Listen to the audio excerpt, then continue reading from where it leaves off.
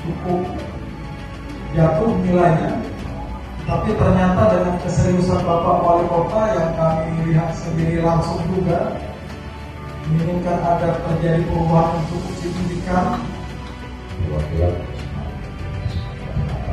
Terus duduk, salah, dan maksudnya kita berharap juga dari tahun ke tahun semakin sehat, semakin sehat.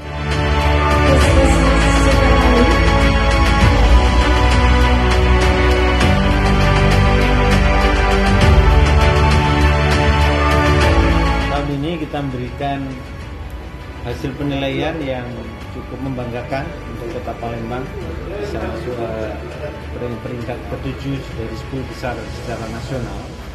Penyelenggaraan pelayanan publik di Kota Palembang ini dilaksanakan dengan terencana dan terstruktur sehingga bisa dicapai predikat.